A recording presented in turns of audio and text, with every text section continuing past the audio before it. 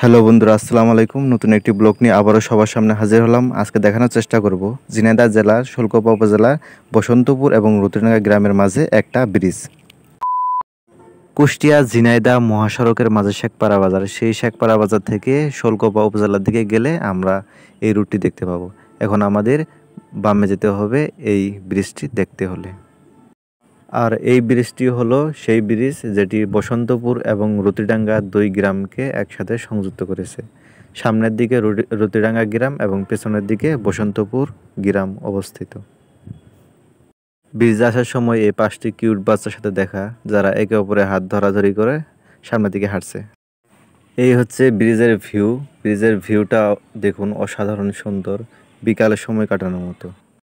আর এখন বর্ষাকাল, দেখুন ব্রিজের নিচে অনেক পানি। আজকের এই ছিল ভিডিওটি ভালো লাগলে চ্যানেলটি সাবস্ক্রাইব করবেন। ধন্যবাদ।